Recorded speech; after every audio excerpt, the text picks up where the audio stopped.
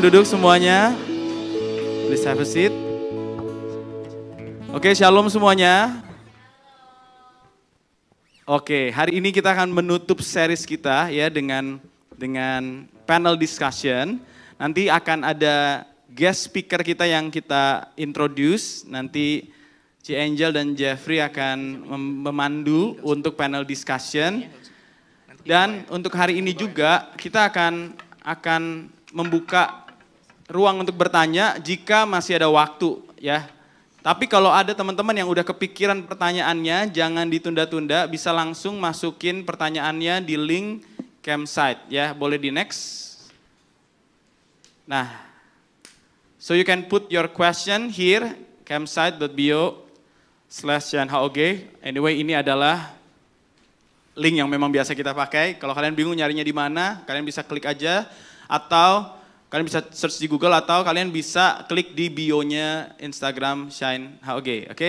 Nah, jadi kalian akan klik pertanyaannya di situ, kalian masukin di tab nomor 2, bahasa Indonesia aja, nanti kita akan translate ke bahasa Inggris, kalau mau nanya langsung pakai bahasa Inggris juga boleh. Tapi sekali lagi ya, ini tergantung nanti apakah we have enough time or not, oke? Kalau kita punya waktu, kita akan terus memberikan pertanyaan ini. Dan saya berdoa setiap kita di sini, sekali lagi ya, have an ear of the disciple, amin. Miliki telinga murid, yang namanya telinga murid selalu mau belajar, nggak merasa sok tahu, amin. Dan juga punya heart of son and daughter, punya hati seorang anak yang selalu mau menyenangkan hati bapaknya.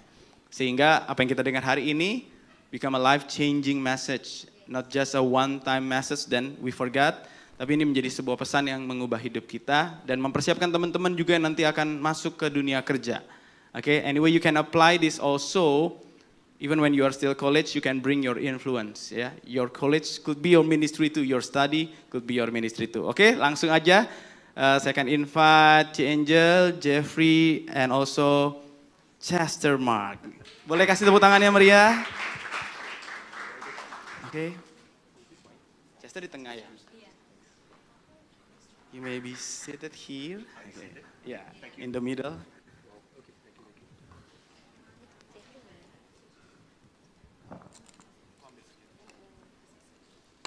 Wow, that's your picture.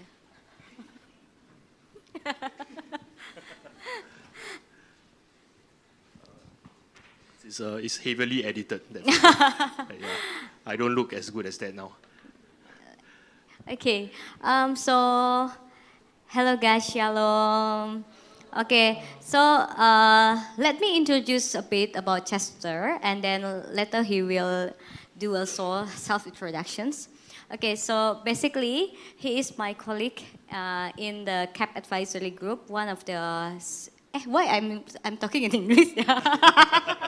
Yes, we bahasa Okay. I'll interpret it. It's okay, I can mix ya. Oke, jadi Chester adalah kolega saya di CAP Advisory Group, salah satu perusahaan Singapura yang bergerak di bidang accounting services and also legal services and etc. Dia juga kita juga berkantor di Batam. Dan one interesting story why he is here, because what he did in the job our so-called in the lunch meeting, just 3 of us actually. Jadi ada kami bertiga di satu waktu itu lagi makan siang dan kita secara naturally, casually talk about our faith, our journey, our Christian, our also activities outside the workplace. Dan akhirnya find out dia juga aktif di dalam ministry di gereja di Singapura, nanti diberitahukan nama gerejanya, dan disitulah kita punya kesempatan untuk invite him all along the way from Singapore to be here. Okay, yeah. Okay, now can you little bit introduce yourself? All right. Yeah, it's really good to be here. How often do I need to translate this? Aku ya jadinya. Iya. Sangat senang bisa berada di tempat ini. Okay, just forgive us, okay? We never practice this at all. Ya, kita nggak pernah latihan, jadi sorry ya. Yeah, so about myself, I am younger than Angel. Saya lebih muda daripada Angel, even though I look older than her. walaupun saya terlihat lebih tua daripada dia. That's my wife over there. Itu istri Chester. She often tells me how old I look. Dia sering kali bilang betapa tuanya saya. Yeah, and she always tells me that I need to go and dye my hair because it's graying. Hah? Oh, dia selalu bilang My hair untuk white, cat rambut white. saya Yeah. karena udah beruban ya. White is what? Putih, yeah? Putih. Okay. I only know food related to I only know words related to food. So just a very quick overview of my career. I have been working for close to 10 years now. Saya sudah bekerja kurang lebih 10 tahun saat ini. And majority of my experience has always been in a leadership capacity. Dan mayoritas pekerjaan saya itu di posisi Pemimpinan. kepemimpinan ya, di pemimpin, leadership. Pretty good. I have two translators. Senior. And I think I have been incredibly blessed and humbled to have those opportunities. Dan saya sangat merasa terberkati untuk bisa mendapatkan kesempatan tersebut. So all in all, if I could count, I think I have managed more than 100 staff in my career. Dan kurang lebih saya sudah memanage lebih dari 100 staff selama saya berkarir. Yeah, and I think, I hope that if you ask any of these staff how they found me as a boss, that they would say that I am fair, that I have been as Christian as I possibly can. Dan kalau misalnya kalian tanya staff saya bagaimana tentang saya, mereka bilang Saya berharap bahwa mereka akan bilang bahwa saya orang yang adil, fair, dan Fair. juga bisa menunjukkan kekristenan saya di dalam kepemimpinan saya. So if you want, you can ask Jeffrey and Angel after the sermon whether I've been that. Jadi bisa Therefore you will tanya be here. Angel sebagai bukti. I also took a short career break and I went to become a primary school teacher in Singapore. Dan saya juga pernah bekerja sebagai guru di sekolah SD. And in my short teaching career, I have taught probably more than 200 children. Dan selama saya bekerja sebagai guru, saya sudah mengajar kurang lebih 200 siswa. murid. Yeah. And that's also why I'm also very involved in kids ministry back home in Singapore. Nah, makanya juga saya bergerak pada pelayanan anak-anak kecil di Yeah. sekolah minggu. Thank you. Gereja saya. Yeah. So even though I look old, I would like to say that I am quite young at heart, I hope. Yeah. Walaupun saya kelihatan tua, tapi sebenarnya saya tuh muda, ya. Jiwa muda. Yeah, so that's roughly me. If you have any questions, you can put on the slide. I would love to answer your questions. Okay, maybe can go back to the slides with the links for the questions. Okay, so we are focused not on the picture but on the real Yes, thank person you. here. Okay, Jeffrey will be the moderator and be the translator. Oh, We have switched our roles now. Okay, nice. Now I'm play safe, ya. Okay. Let's start from the first question, Yes. shall we? Okay, first question. This feels like taking an exam. It's okay. Okay. What made you start seeing your job as a ministry? And was there a specific moment that changed things for you? Oh, I can read it from there. Yeah, pretty cool, huh? Yeah. Well, I would like to say that there isn't a specific moment that changed things for me. Aku bisa bilang bahwa tidak terlalu ada satu event yang spesifik yang mengubah kehidupan di dalam dunia kerja. Yeah. Okay, so just now I mentioned that I was in leadership for a few jobs that I've done. Baru saja saya sampaikan bahwa saya berada di posisi kepemimpinan di tempat saya bekerja sebelumnya. Yeah. So maybe just very briefly, I have worked as a management, so as a chief operating officer, as a chief strategic officer, as a chief HR officer, and now chief of staff. Oke, jadi there's so many positions that I Yeah. need to. Jadi seperti yang saya sampaikan bahwa saya saya berada di posisi manajemen, di posisi manajerial, dan di beberapa posisi tadi saya menjadi chief of kepala dari staff, Operation. kepala dari apalagi tadi Strategi. strategi, manajemen di strategi dan juga di human resources. Sounds correct. So Throughout all of these jobs that I've done, I only realized that there is one thing that is the same throughout all of them. Jadi dari serangkaian pekerjaan tadi, sepanjang itu saya menemukan ada satu yang sama kesamaan di dalamnya. I realized that God frustrates your work. God frustrates your work. It makes it very frustrating. Oh, okay. Yeah. Very difficult. Difficult ya. God frustrate is Tuhan bekerja, maybe working. Yeah, so work is difficult. Work is painful. Okay. So actually pekerjaan itu ada sesuatu yang melelahkan, yang membuat frustasi, melelahkan. So maybe just a show of hands so I know the audience. How many of you are working currently? Siapa di antara audiens yang bekerja saat ini? Boleh mengangkat tangannya teman-teman yang sedang bekerja. Okay. So a lot of you will know what I'm talking about. Ya, jadi pasti banyak yang merasa relate dengan apa yang akan disampaikan. How many of you can say that your work so far has been perfect? No problems at all. Siapa di sini yang bisa angkat tangan menyatakan bahwa dirinya selama ini pekerjaannya so far sempurna, tidak ada masalah sama sekali? None. Oh, Tidak okay. ada. So I think you understand where I'm coming from. Jadi Yeah. pastinya kita akan berada di posisi yang sama tentang hal ini. And I think because of the fact that work is always painful and difficult, it means that work in itself is broken. Jadi selama kita bekerja, kita tahu kalau misalnya itu sesuatu yang memberikan kesulitan, painful, dan berarti bekerja itu sendiri sesuatu yang sudah broken, sesuatu yang sudah rusak pekerjaan itu. And so when there is brokenness and there is sin, then there is ministry. Dan dan ketika kalau kita tahu bahwa pekerjaan itu ada sesuatu yang broken, yang rusak, menyusahkan, dan juga ada kesulitan, ada dosa, berarti di sana pasti ada ministry, pasti ada pelayanan. Okay. So in this case, I can just share a specific example with all of you. Jadi saya akan membagikan satu contoh yang spesifik. In one of my jobs as a chief strategy officer. Oke, di dalam satu posisi saya sebagai kepala strategi, chief of strategy. One of those days I went to office quite early in the morning and I found out that my boss, my CEO, had an affair with the chief financial officer. Oke. Jadi pada satu pagi saya mendapati direktur utama saya punya affair, berselingkuh dengan kepala keuangan.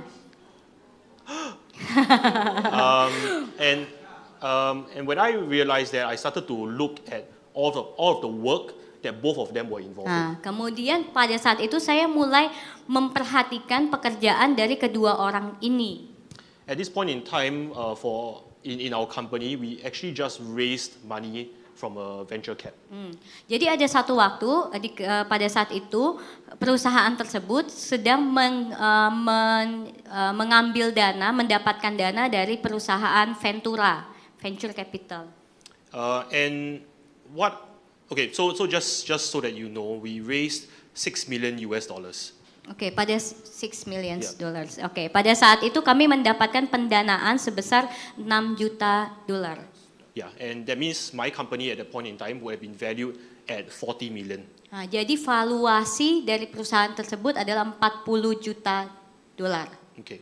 Now, after I realized that and I went to investigate the situation, I realized that because both of them were in an affair, they were starting to embezzle money out of the company. Jadi pada saat itu ketika saya tahu hal itu, saya melakukan investigasi dan saya menemukan kedua orang tersebut melakukan yang namanya mengambil uang, mengkorupsikan. And at that point in time, I realized that the first thing that I thought about was actually the staff that were employed in the company.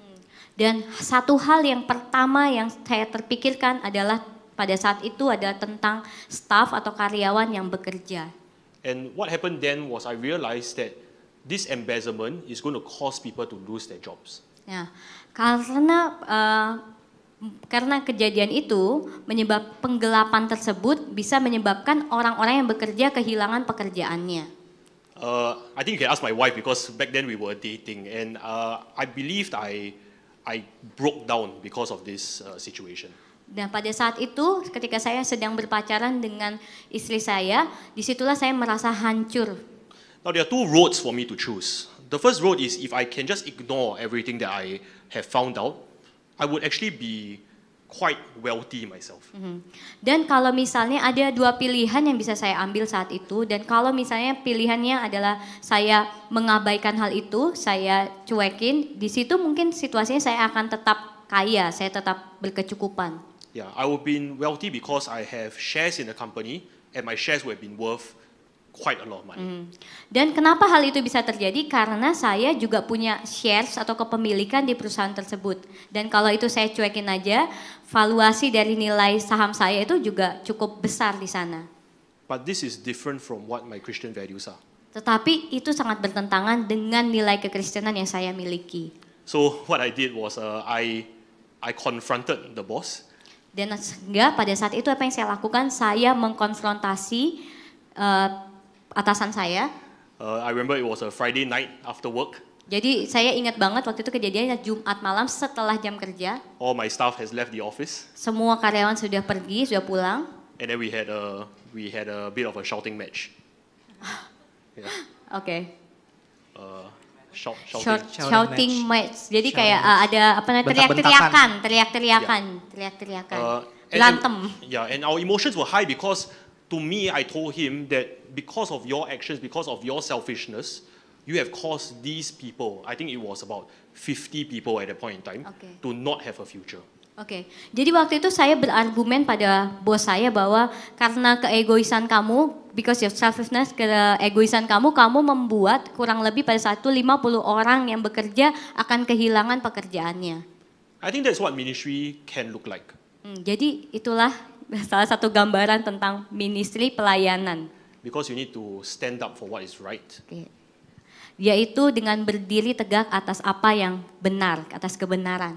Even if it means that you have to sacrifice yourself. Meskipun di situ kamu berarti kehilangan atau berkorban. So, long story short, I left the company Ya, akhirnya singkat cerita saya meninggalkan company tersebut with nothing. dengan zero, tidak ada Yeah, apa-apa, zero, nol. right? Nothing. But I'm thankful because the staff that I tried to protect, we are still friends today. Tapi saya bersyukur karena dari kejadian itu saya tetap masih berteman dengan staff, dengan karyawan yang sampai sekarang ada. And on that final night before I confronted the boss, we actually had a prayer together as a group. And I believe I was the only Christian in that group. Oke, jadi malam sebelumnya, sebelum konfrontasi tersebut, mereka itu ada di pertemuan doa dan saya percaya bahwa saya satu-satunya Kristen di situ. Yeah, and they were willing to join, so I'm thankful for that. Dan mereka mau join di dalam pertemuan doa tersebut. So I think that's what seeing my job as a ministry is. And I think that is something that I have carried on in all of the different roles that I've done. Jadi itulah bagaimana saya melihat pekerjaan adalah pelayanan dan itulah yang saya bawa sepanjang karir saya selama ini. Yeah, and I think someone said this to me, is that you are Christian first before you are, then you insert the blank. Oke, jadi ada seorang yang mengatakan bahwa seperti ini, kamu adalah Kristen dahulu sebelum kamu bla bla bla. Jadi kamu adalah Kristen sebelum kamu we are a staff, we are a work, schools, students, yeah. or yeah. Yeah. So that's my, I guess my perspective on job as a ministry. Ya, Yeah. jadi itulah salah satu pandangan saya mengenai job sebagai ministry. Pekerjaan adalah pelayanan. Yes. Thank you, Chester, for the answer. Impressive. Okay, the next question. So how does your faith play a role in the career choices you make and how you approach your work each day? Okay, let's answer the first part first. I feel that all work is dignified. Oke, mari kita jawab dulu bagian yang pertama. Saya percaya bahwa semua pekerjaan itu adalah sesuatu yang signifikan, sesuatu yang Every job is significant. every job. Ya, setiap pekerjaan adalah signifikan. In Indonesia also signifikan.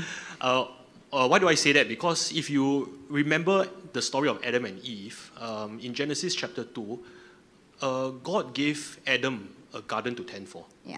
Jadi kalau teman-teman ingat seperti yang di dalam Kejadian 2, Adam dan Hawa diberikan kepercayaan oleh Tuhan untuk merawat taman.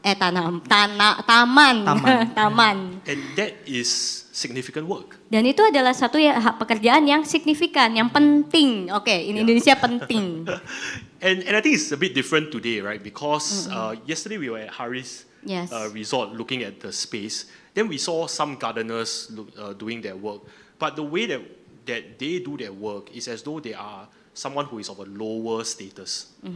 Ya, oke. Jadi satu kisah kemarin kita pergi ke Hotel Haris di Barelang, by the way. Terus kita melihat seseorang yang bekerja sebagai gardener Tukang kebun. Iya, tukang kebun. Dan biasanya di dunia ini melihat tukang kebun itu satu posisi atau jabatan yang rendah.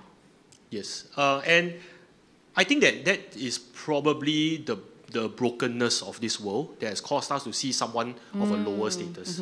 Dan itulah menunjukkan bahwa kerusakan brokenness dari dunia di mana kita bisa melihat suatu pekerjaan menjadi suatu pekerjaan yang kelas rendah. So maybe if you don't know if you have that sort of mindset, this is a test that you can do. Oke. Jadi kalau misalnya mau melihat apakah kita punya mindset atau pikiran yang sama dengan apa yang tadi saya bilang, ini ada sebuah tes, ujian. The test is, you ask yourself this question: if I were to lose my job today, would I be willing to work as? Then you insert the blank. Oke. Dan ujiannya seperti ini, kita tanya pada diri kita sendiri, kalau misalnya kita kehilangan pekerjaan kita saat ini, apakah kita mau bekerja sebagai titik. Let me share a very quick story that I read on the BBC. Oke, saya akan menceritakan tentang satu artikel yang saya baca di BBC.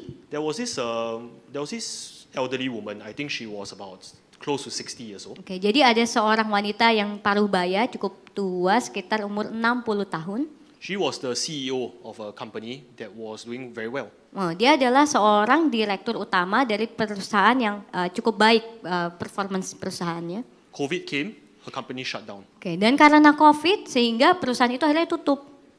And she couldn't find job, she couldn't find work. Dan dia tidak bisa menemukan atau mendapatkan pekerjaan lagi. So what she did in order to survive was she went to all the public toilets in the UK and she changed the sanitary pad dustbin. Oke, jadi pada saat apa yang dia lakukan saat dia tidak bisa mendapatkan pekerjaan lagi adalah dia pergi ke semua toilet di Inggris untuk mengganti, tahu sanitary pad itu tempat sampah yang buat membuang pembalut gitu. That's what she did. And she did that so that she's able to put food on the table. Nah, itulah yang dia lakukan sehingga dari pekerjaan itu dia bisa mendapatkan makanan, ibaratnya menghidupi dirinya. I realize that this is a very solemn topic, a very heavy topic. Ya, bisa dibilang ini satu topik yang cukup berat ya teman-teman.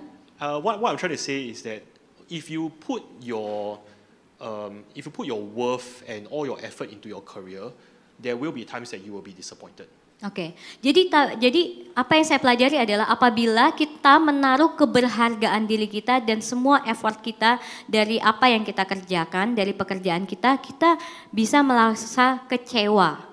So I feel that there is more to life than trying to choose the right career. Jadi ada sesuatu yang lebih dari sekedar memilih karir atau pekerjaan. However, now I'm answering the second part. How do you approach your work each day? Now all of you have for those who raise your hands, all of you have a job, right? Nah, kita masuk ke dalam bagian yang kedua, bagaimana hal ini mempengaruhi, berperan di dalam pekerjaan kita sehari-hari. Untuk semua yang mengangkat tangan sedang bekerja. I'm just opening up the Bible on my phone. I wanted to share with you a passage from 1 Thessalonians chapter 5. Oke, saya akan membuka Alkitab, membuka ayat di dalam 1 Tesalonika 5. Okay, and I say this because this is a passage that sort of tell me what I need to do every day at work. Nah, ayat ini, mengapa saya akan membuka ayat ini? Karena dari ayat inilah saya belajar ketika setiap kali saya mau memulai pekerjaan saya setiap hari. Yeah. Okay, let me just find it.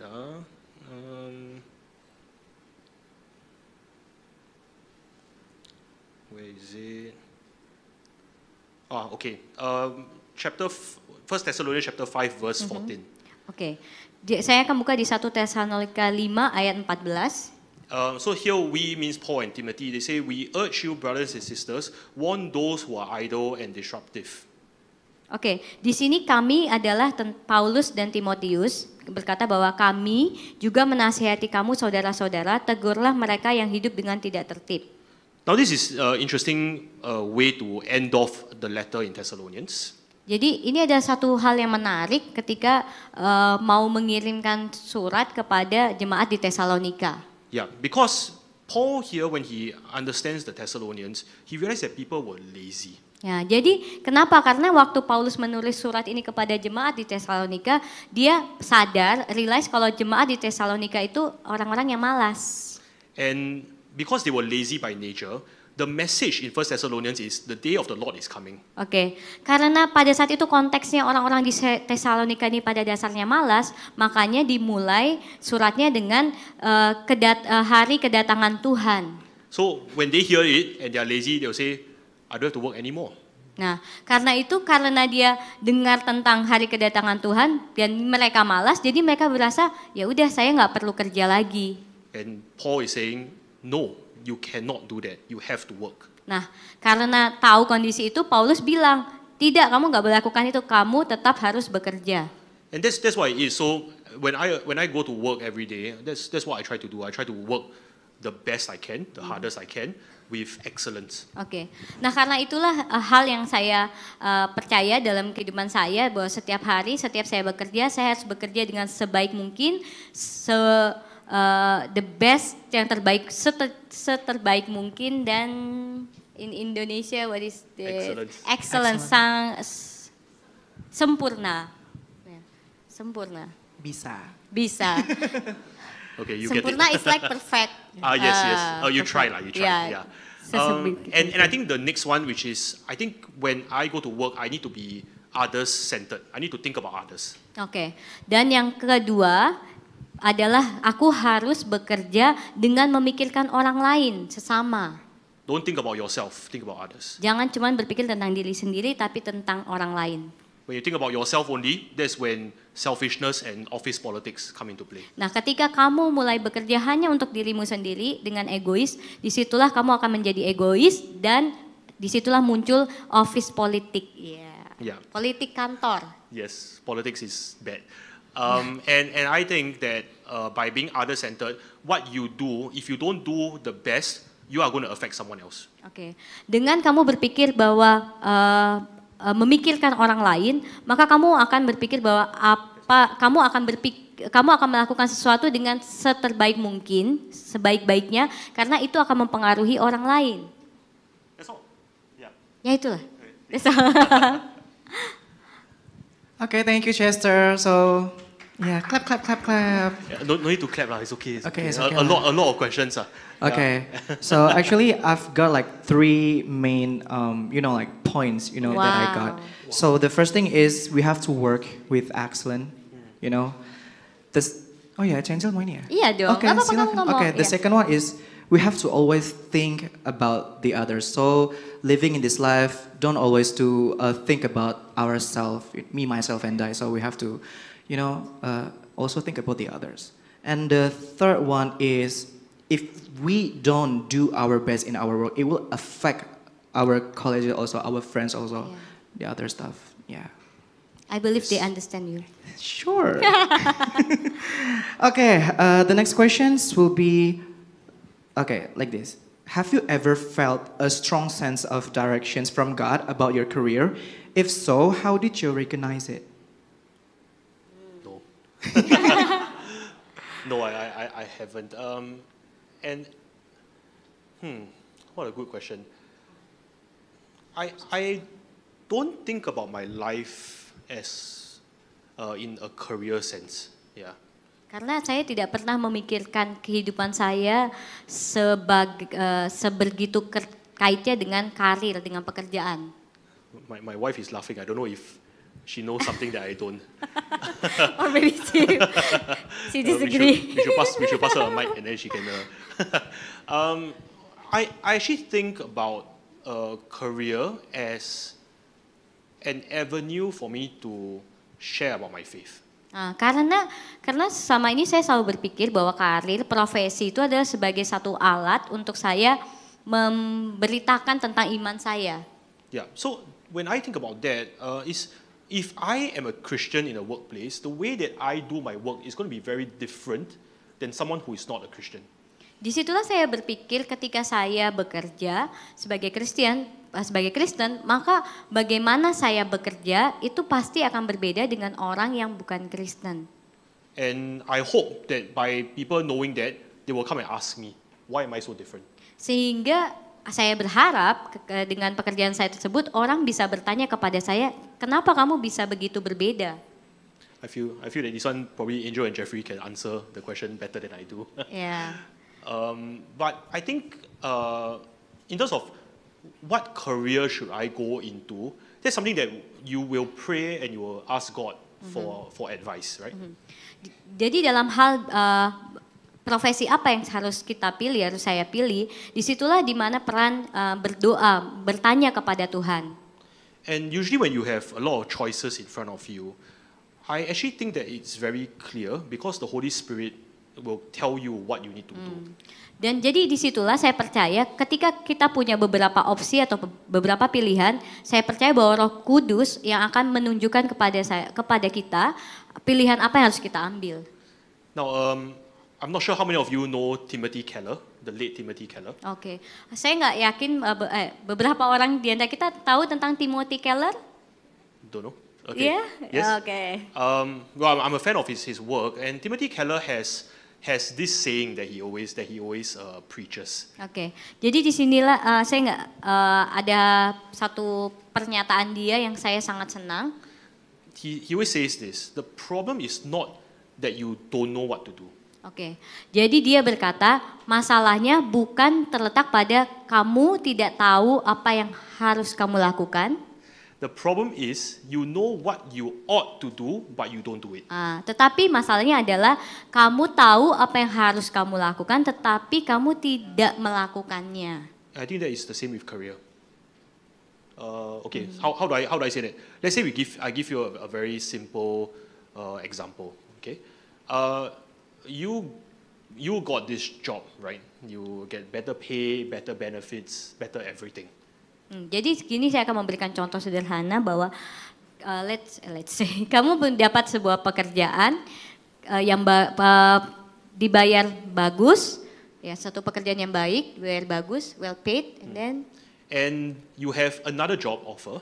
Dan kamu dapat tawaran pekerjaan lain that is worse. Everything is worse. Yang semuanya itu lebih buruk daripada yang kamu sekarang. The catch is that the first job requires you to do something that is a little bit wrong. Oke, masalahnya di pekerjaan yang pertama, kamu harus melakukan satu pekerjaan yang sedikit salah, sedikit jelek ya. Not very clearly wrong, just a little bit. Nggak totally jelek, nggak totally salah, tapi cuma sedikit. Right? Little. Which one will you choose? Yang mana yang akan kamu pilih? Right? And that's, you don't have to answer me, right? That is where your heart is, and you know what is the correct option in this case. Dan disitulah tidak perlu menjawab pada saya, tapi disitulah kamu tahu jawaban pilihan apa yang harusnya kamu ambil. Some of you in your head you might be thinking, okay, the first job, how much more are you paying me? Jadi biasanya mungkin di antara kita akan berpikir gini, oh pekerjaan yang pertama berapa banyak yang akan saya terima? Yeah. Is it 2 times more? Apakah saya akan terima 2 kali lipat? 2 times more, I won't take the risk. Aku nggak akan ambil resiko itu. 100 times more? 100 kali lipat? 100 times I think I will try. Oh, kayaknya aku bisa lah ambil. You see, so there are always a lot of these justifications, but at the end of the day, the Holy Spirit is going to tell you what you should be doing. Jadi pada awalnya pasti akan ada beberapa pemikiran yang kamu miliki, tapi pada akhirnya Roh Kuduslah yang akan memberikan direction pada kamu apa yang harus kamu ambil. That's it. So that's the sense of direction. Okay. Itulah tentang direction. So we need to have like a relationship with the Holy Spirit itself, right? So we can know how to choose. Yeah. And you definitely need to read the Bible, right? Amen. Yeah. Because if you don't, you like if I'm quoting from 1 Thessalonians, actually another very good letter if you want to read about work is Ephesians. Yeah, Ephesians is a very good letter to read. Oke, jadi seperti jadi kita harus baca Alkitab, amin. Read the Bible, okay. So when Holy Spirit talks to us, waktu Roh Kudus bicara kepada kita, kita tahu direction dari Roh Kudus dan tentang hal pekerjaan di dalam Alkitab itu tadi saya sudah mengutip 1 di Tesalonika dan ada kitab yang juga bagus tentang pekerjaan itu di Ephesians ya. Ephesus. Wait, sorry, I realized that because I have the list of questions here. One thing I need to note is if you go to Ephesians, right? Ephesians always talk about slaves obey your masters. Okay, that's something that they always say. Oke, jadi kalau kita belajar dari Efesus itu konteksnya selalu bicara tentang budak dan juga kita harus taat, patuh sama Tuhan. And a lot of you, when a lot of us actually when we read that we say this is not relevant to me. Nah, biasanya kalau kita baca itu kita ngerasa ini nggak cocok, nggak relevan sama saya, nggak sesuai. There are no slaves around anymore. Nggak ada lagi perbudakan di dunia sekarang. Maybe I just share a bit of context into this. Is that in the letter of Ephesians, slaves here they were taking most of the job during that time. Oke, jadi saya berikan konteks pada saat itu di Efesus perbudakan itu tuh adalah satu pekerjaan yang umum. Most of the job is a slave. So if you have a chance to go to Ephesus, which is in Turkey, you will actually realize that the most famous doctor in those time, the most famous lawyer, they have a name, the most important police officer, they were all slaves back then. Oke, jadi kalau kita punya kesempatan untuk ke Efesus, itu Efesus itu letaknya di Turki dan kamu bisa ngelihat dokter yang terkenal, pengacara yang terkenal, intinya profesi-profesi yang terkenal pada saat itu adalah budak. And the reason why they were slaves is because back then they could not choose what they want to do. Nah, pada saat itu kenapa mereka jadi budak? Karena mereka nggak bisa memilih apa yang harus mereka lakukan. Yeah, and even in today's world, actually only about 10% of the world's population can choose what you want to do for your work. Oke, dan pada akhirnya kalau kita bisa lihat, cuman sekitar 10% yang bisa memilih pekerjaan apa yang ingin dilakukan. So congratulations, you are in the top 10% of the world population. Yeah. Selamat, Anda adalah 10% dari populasi dunia yang bisa memilih pekerjaan yang mau dilakukan. And with Spider-Man, what Spider-Man says, with great power comes great responsibility. Yeah.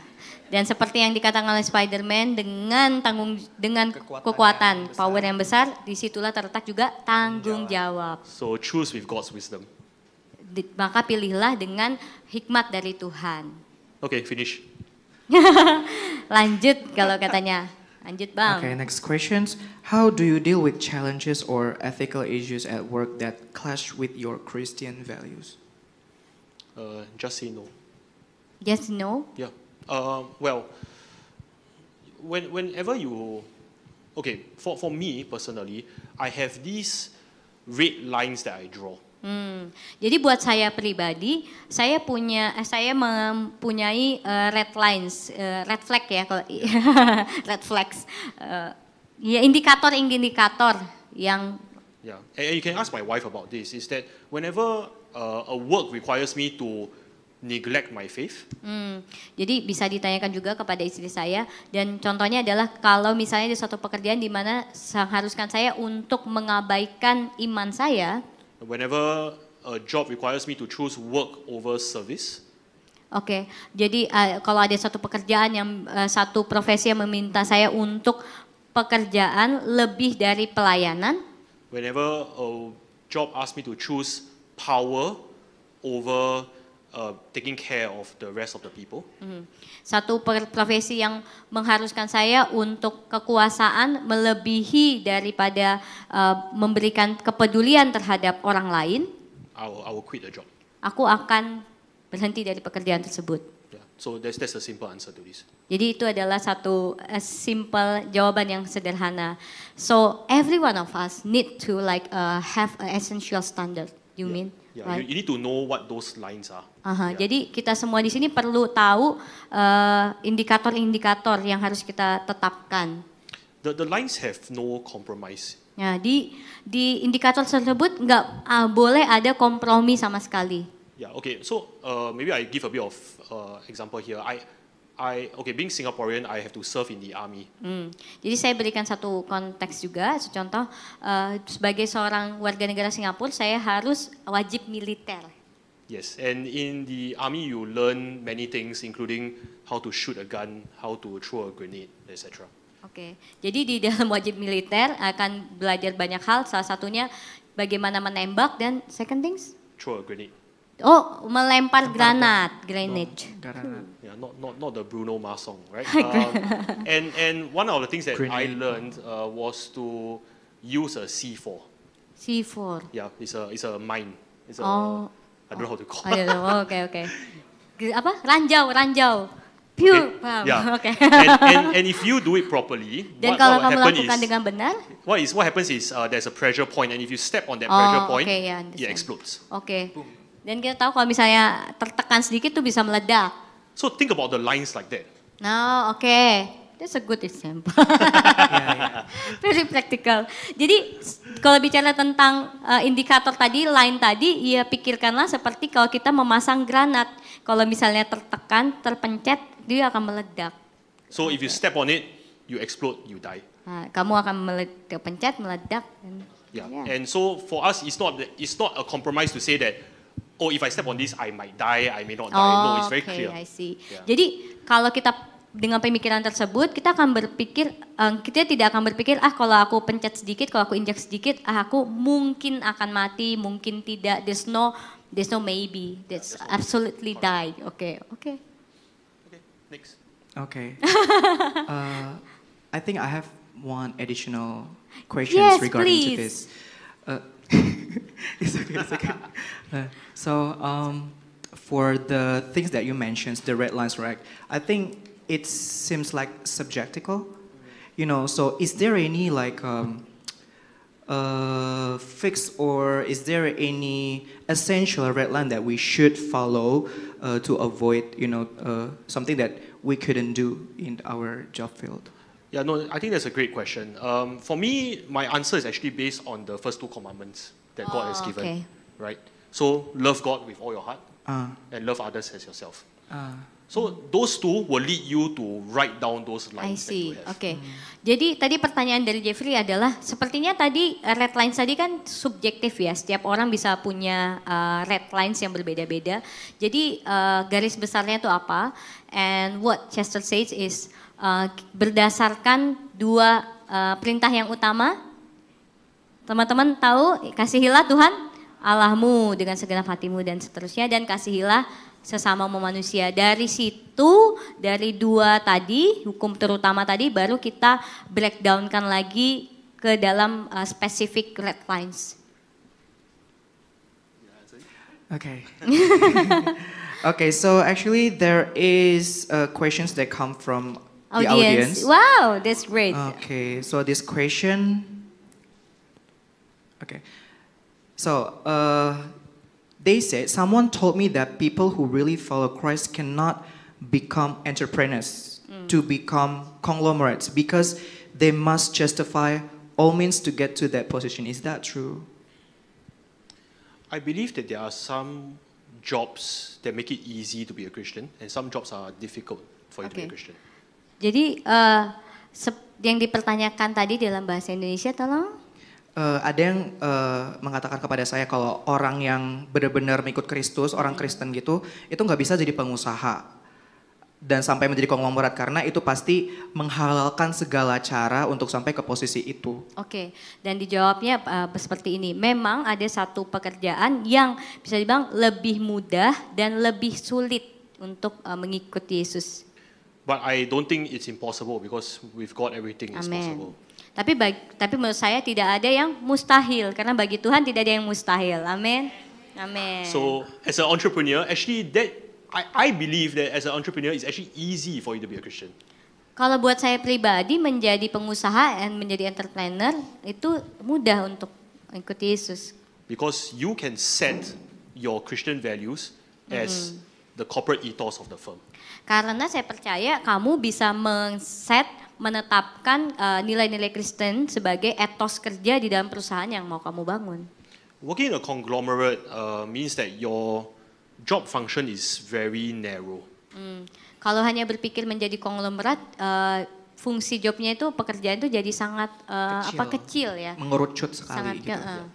And when you do that, you just need to make sure that whatever you're doing in your role, you do it to the best of your ability, and look out for opportunities to get to know other people beyond your job.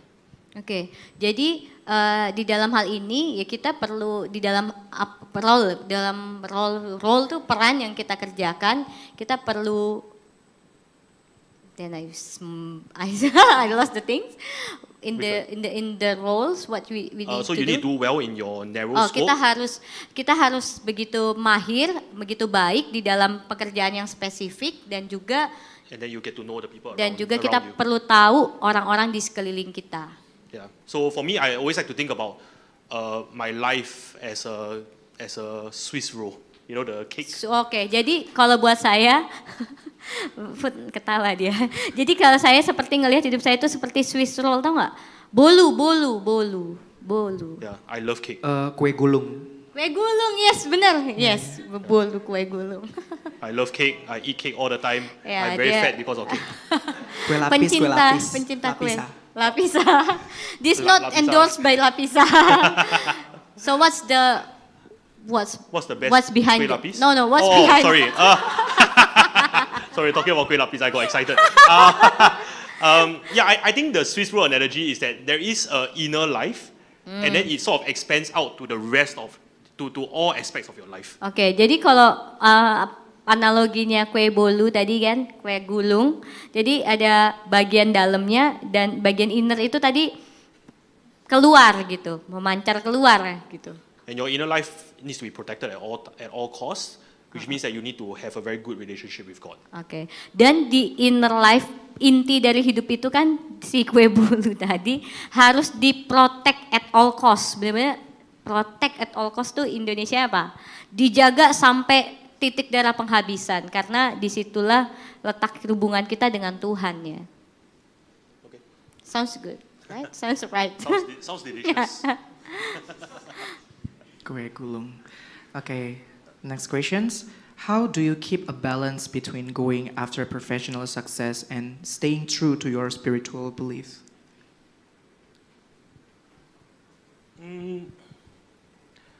What is the definition of success to you? What's the definition of success? Not my work. Definitely. To give a Christian correct answer is when I die, that God will say, "Well done, good and faithful servant." Right? That's the correct answer. Ya, menjadi sukses di dalam perspektif Kristen adalah ketika kita meninggal, ketika saya meninggal, Tuhan akan bilang pada saya, baik sekali hambaku yang setia.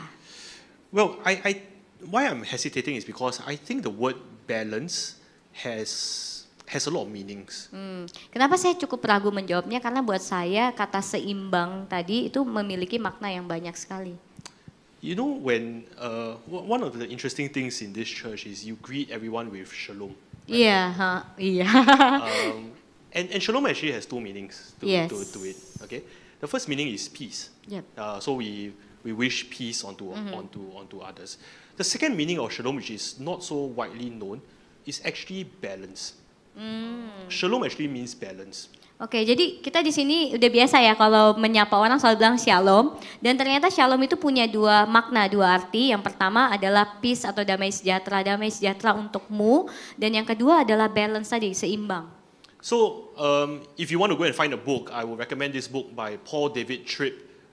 The title is Lead, L-E-A-D. Oke, jadi kalau kamu ingin membacanya, menguliknya lebih lagi, saya merekomendasikan buku dari Who is the name? Judul bukunya adalah Paul David Tripp. Yeah.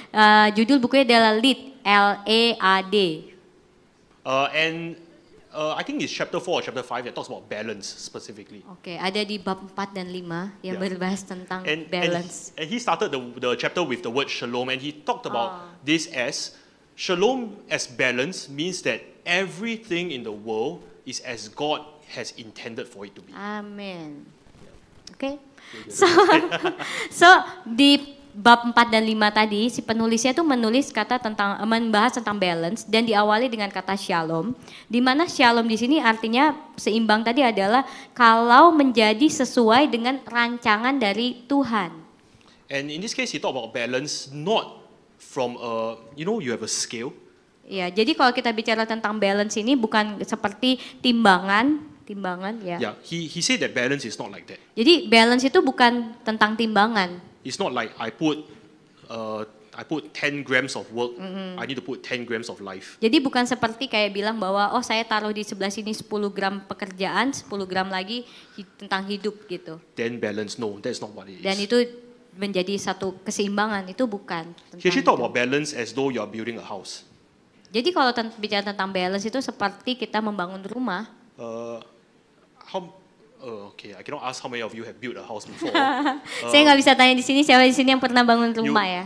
All of you stay in houses, right? Semuanya tinggal di rumah teman-teman.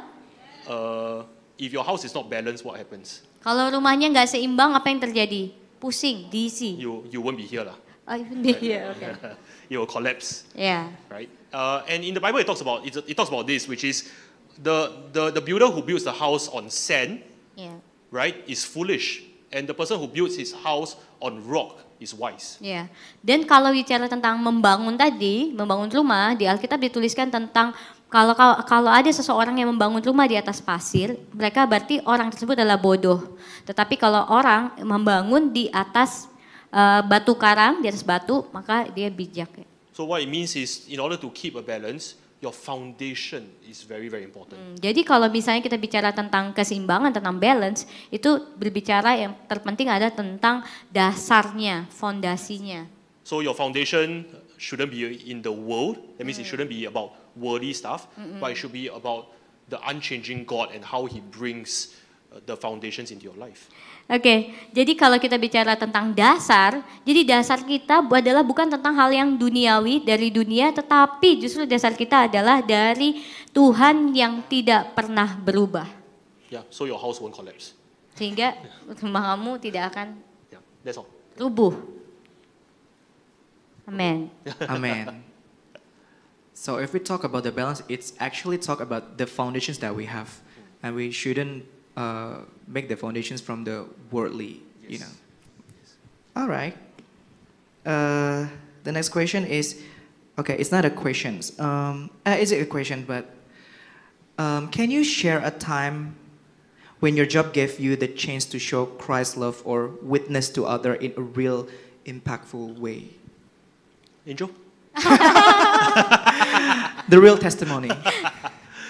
No, but I'm serious though, because I find it a bit weird if I'm going to talk about have I been a Christian, because she will be the best judge of that. Yeah. Maybe I will share a bit lah. Do you know and you need to be something? honest there, because if I'm not a Christian at work, then you please feel free to scold me in front of all of them. Yeah. Okay, so so we work as a colleague. Basically, he's my boss. He's my boss. He's chief of staff, and then our management team, Indonesia aja ya, okay. Yeah, you can use Indonesian. I'm fine. Yeah, okay, okay. So you can be as truthful as you want, because I won't understand. Oke, jadi jadi kan Chester ini bukan sekedar kolega aja sih. Basically kalau secara posisi pekerjaan tuh dia adalah bos aku karena dia adalah kepala staff. Nah, and so he is one of the management, the senior management.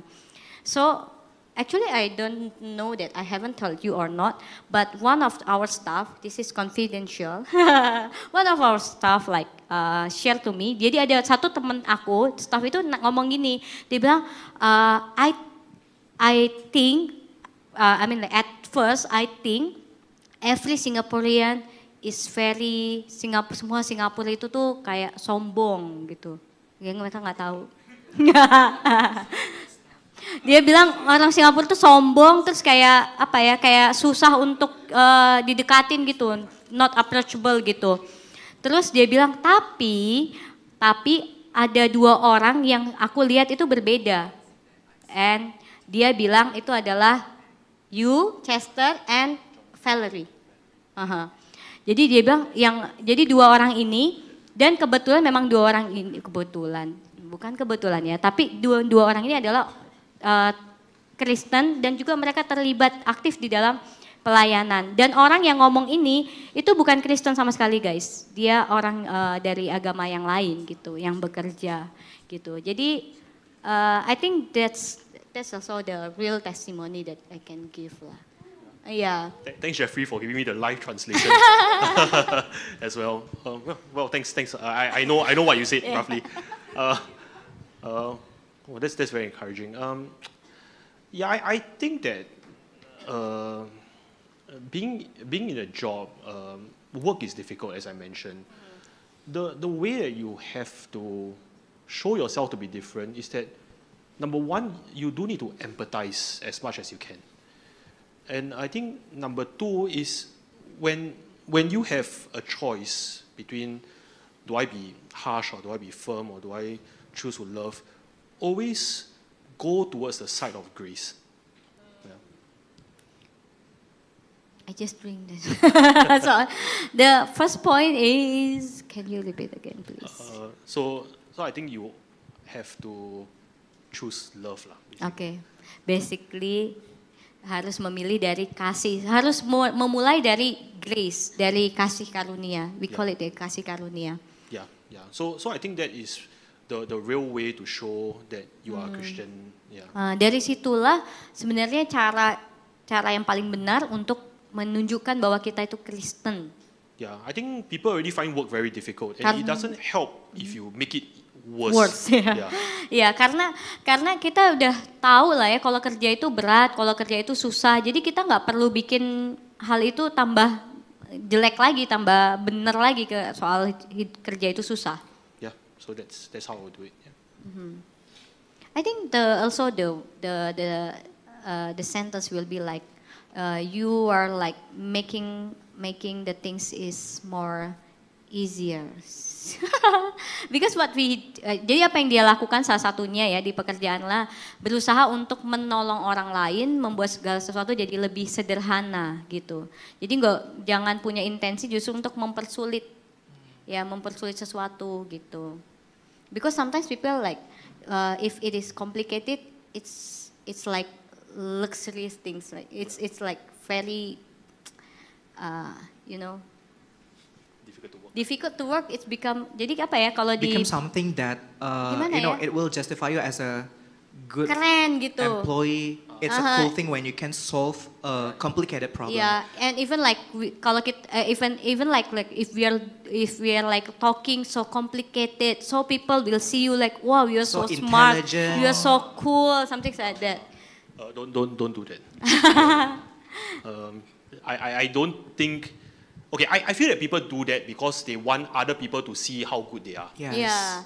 Jadi kebiasaan orang-orang yang seperti itu yang membuat kayak segala sesuatunya sulit dan rumit itu tuh pengen nunjukin bahwa dia tuh bagus gitu. You are not answerable to the people around you as much as you are answerable to God. Karena kamu tuh sebenarnya tidak harus mempertanggungjawabkan segala sesuatu pada manusia, tapi justru kita harus memberi pertanggungjawaban kepada Tuhan. Yeah. And I think that it's important that when you are working, the ego that you have needs to be kept in check. Oh, jadi buat saya sangat penting dalam dunia pekerjaan bahwa ego kita itu harus rutin untuk selalu diperiksa, dicek. Yeah, and I think that's so important because as Christians, we don't stand as Christians who are proud, but we stand as Christians because we know that we are sinful, and because we are sinful, we know that we need a God to save us. Jadi sebenarnya waktu kita berdiri sebagai seorang Kristen tuh bukan dengan satu kebanggaan, tapi justru sebagai satu pernyataan bahwa diri kita ini berdosa dan diselamatkan oleh Tuhan. So as a result of that, the Holy Spirit is actually leading us towards a sense of humility. Nah, sehingga dengan pemikiran seperti itu, hasilnya adalah Roh Kudus yang akan membimbing kita untuk menjadi orang yang lebih rendah hati. Yes, and I think one thing I wanted to add to this is if you are a manager or you have people that are reporting to you. Dan ada satu hal yang mau ditambahkan, kalau misalnya kamu ada seorang manajer atau seseorang yang memiliki orang lain untuk dipimpin.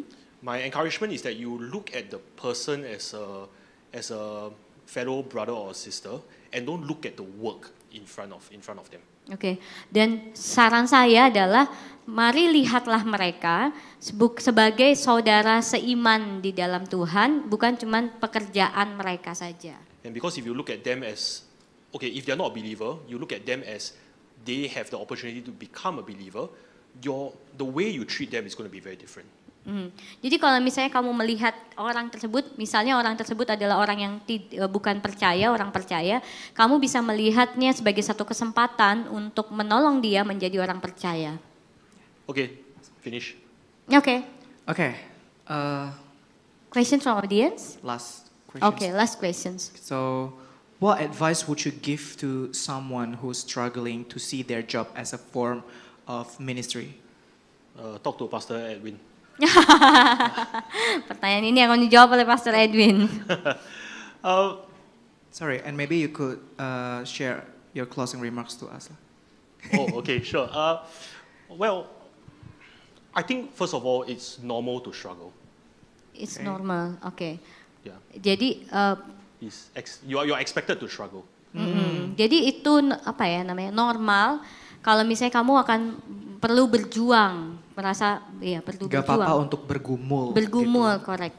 I feel that if you're not wrestling with your calling in your job, Yeah. You may not be thinking hard enough about Ya. this. Jadi kalau misalnya kita nggak punya struggle, nggak punya pergumulan di dalam pekerjaan, kita jadinya menggampangkan Yeah. gitu. So it's important to invite that struggle and from there pray about it. Jadi akan baik sekali untuk mengundang pergumulan tersebut, dan minta Tuhan beracara. Yes. I firmly believe that God will give you a word in every season of your life. Dan karena itu saya percaya bahwa Tuhan pasti akan memberikan hikmatnya kepada kita semua di setiap musim dalam hidup kita. And so as a result of that, like when I read Ephesians, when I read 1 Thessalonians, 2 Thessalonians, those were actually the times where I was struggling with work.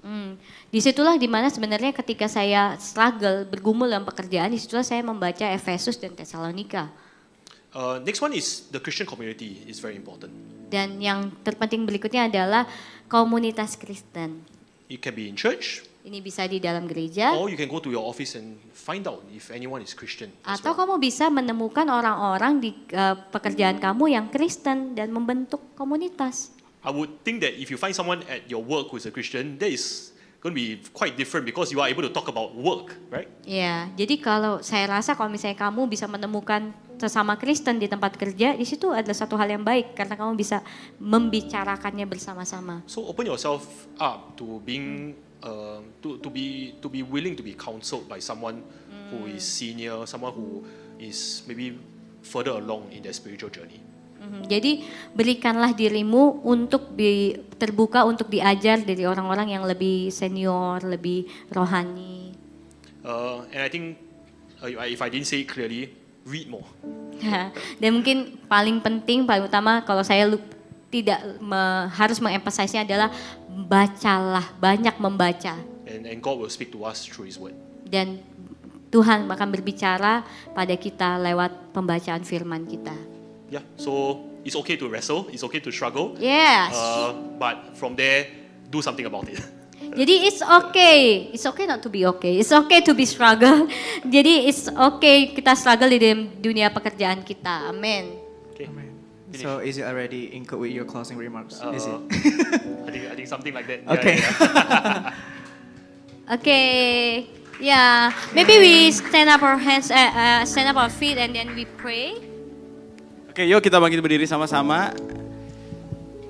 Oke, hal yang spesial hari ini karena Chester juga melayani ya di gerejanya, terlibat di pelayanan sekolah minggu juga, khotbah juga, tapi di tempat bekerjanya dia pun menerapkan nilai-nilai kekristenan. Kenapa kita invite Chester untuk bicara buat teman-teman semua di sini supaya ini jadi model ya yang benar-benar kalian bisa lihat ternyata ada loh pemimpin yang bekerja dan sambil melayani dan di tempat kerjanya dia tetap as a Christian.